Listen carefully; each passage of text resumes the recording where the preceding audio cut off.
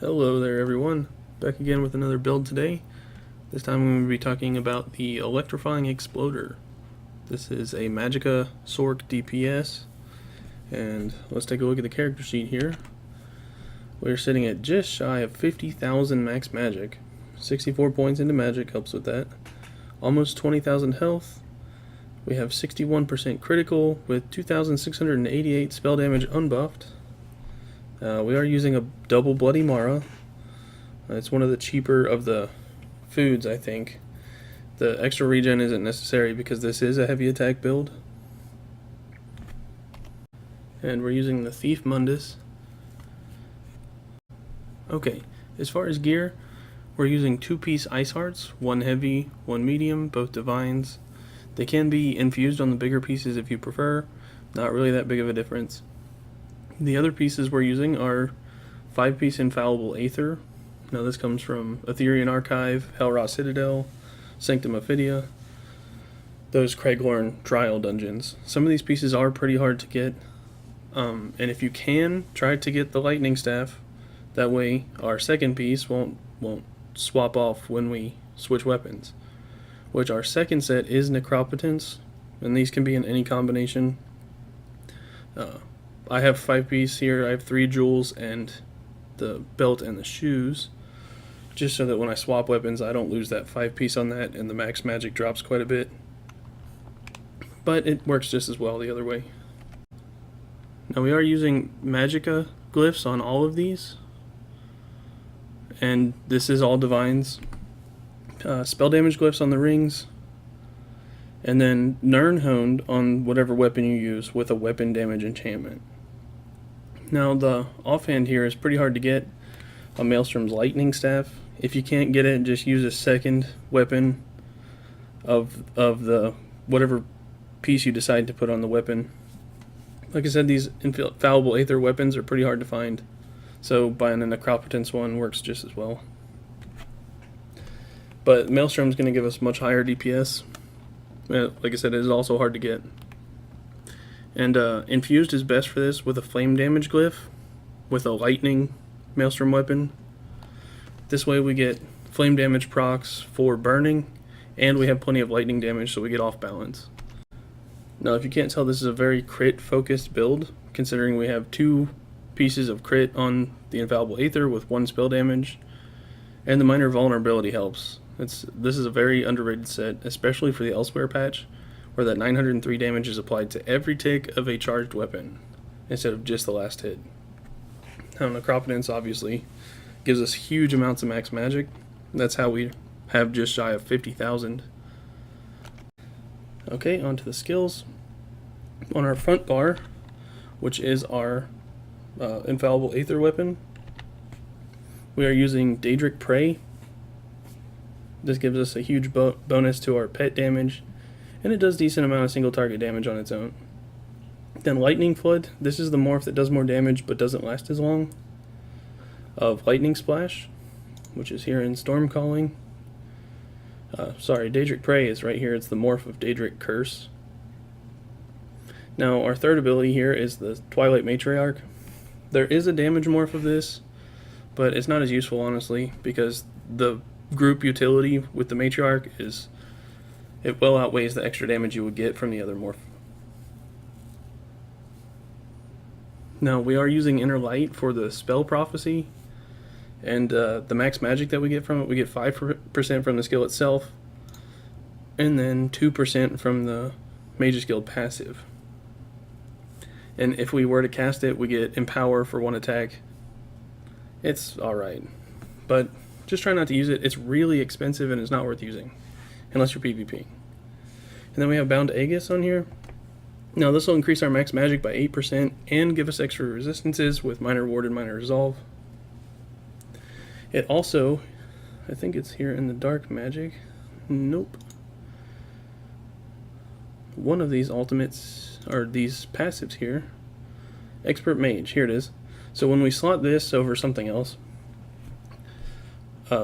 Sorcs get this really nice passive that gives them 2% weapon and spell damage for each sorcerer ability slotted. So on top of the extra magic, We also get 2% spell damage from using this. That is also why we don't go with the Destruction Staff ultimate.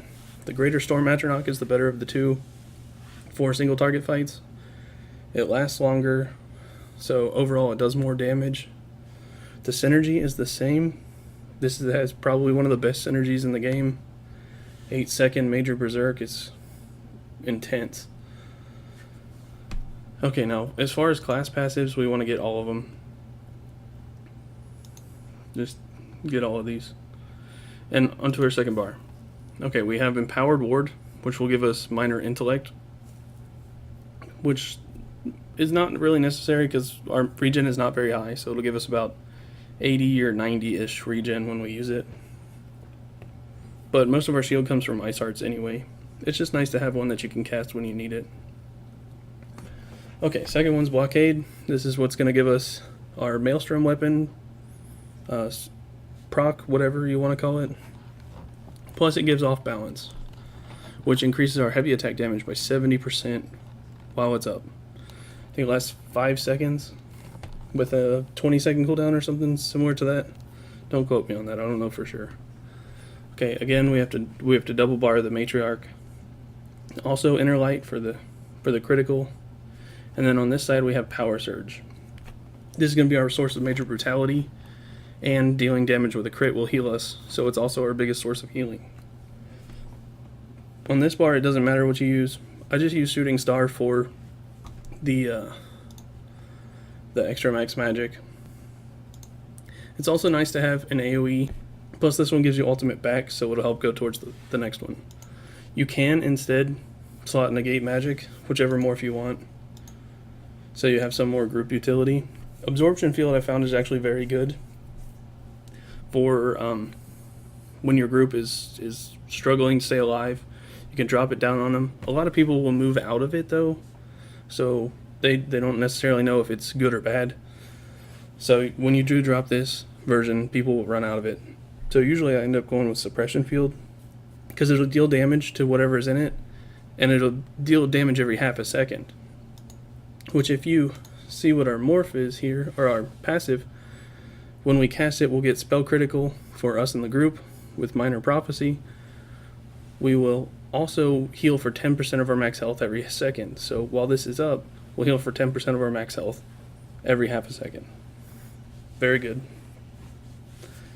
Now, we are High Elf for this, because High Elf gives its recovery whenever you use a class ability, which for us is obviously magic. Then we have 2000 max magic on here. This gives us a huge boost because this is applied before all percentages. And then spell damage of 258. That's how we can reach these kind of numbers, which on our back bar is quite high. So let's see, with our brutality up, it is 3177. Ooh. Now, one of the biggest sources of our AoE damage is from Trifocus, believe it or not, because we are using lightning staves. So our lightning staff heavy attacks will do 100% of the damage done to the enemies around it. I don't know the range exactly, it's not very big, but as long as everything is close enough, it'll do a lot of damage. Now, like I said, we are using double Bloody Mara, but you can use a blue health food. It'll just give us slightly lower stats, which you can see here will sit at 19,000 health and 47,000 magic. These ones are not that much more expensive yet, but they will give us another 500-ish of each stat. Okay, let's take a look at the CP. In the Steed, we have 60 Ironclad, 19 Spell Shield. In the Lady, we have 20 Light Armor Focus and 30 into Hardy, Elemental Defender, and Thick Skinned. We also have 81 into Bastion in the Lord, 40 Warlord and Sprinter, 70 Arcanist and 70 Tenacity. These are our highest amount of regen producing CPs. And then 15 to Tumbling. I would like to say here for the Shadow CP, if you want the Treasure Hunter passive, which if you do any kind of trials and you like to get your things from treasure chest, I would recommend going for.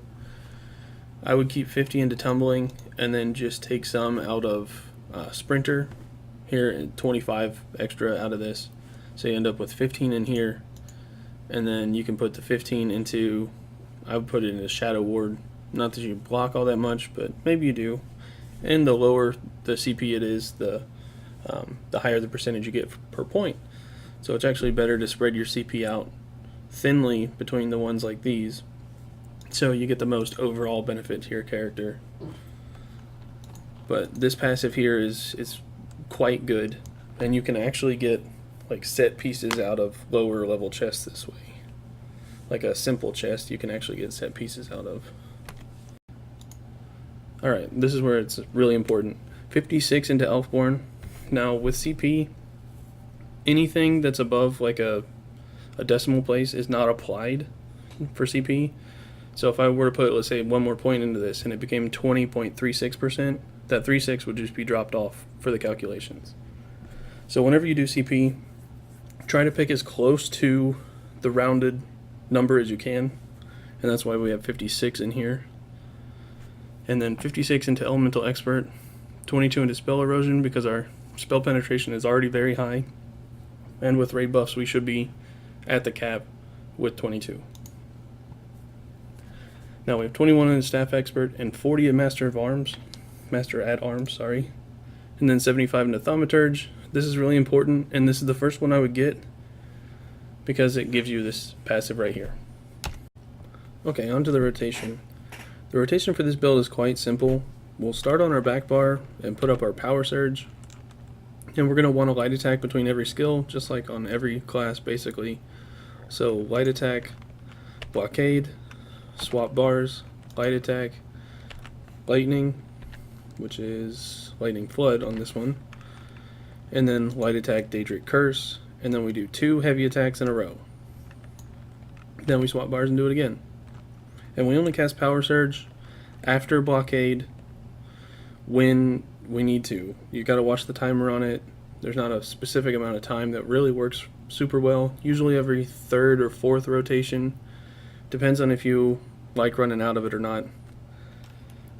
If it does drop off, your DPS will drop quite a bit. So let's show you what it looks like. Power Surge, light attack, blockade, light attack, flood, light attack, Daedric Curse, 2 heavy attacks, and start over. Okay, now that we have ultimate, I can show you what it's like when we go to use an ultimate. We just do a light attack, blockade, again, light attack, flood, light attack, Daedric Curse, and then we drop our ultimate and then do 1 heavy attack and then swap and do it again. So just use it in place of 1 heavy attack in your rotation. Now with Icehearts, we do get a little advantage for standing close, though you will take more damage this way, so it might drop off your Icehearts. Just use your discretion. You can find the sweet spot, or if we can proc it here. You can try to find the sweet spot for where it will do damage, but you won't be close enough to get hit by melee AoEs. It'll take a little bit of practice, but it's not really necessary. The damage from it's not all that great, and the range is kind of short. We mainly use it for a passive form of defensive ability, so we don't necessarily have to use our shield in our rotation. We'll just always have one up. But if we do use it, you can see we'll come in at 95% of our health almost worth of shielding. Now hopefully this was simple enough to follow. This build was designed specifically for a guildmate of mine, who's probably the sweetest person I've met in the game. Gutter Pups, this shout out to you. So let's take a look at the parse here. Now you'll see here in this parse that we'll pull about 32,500 DPS, which can get higher if you don't mess up in your rotation like I seem to do every time I try to. And that is on the 3 million dummy, and on the 21 million dummy we pull significantly higher numbers, which I'll show you the CMX report on that one.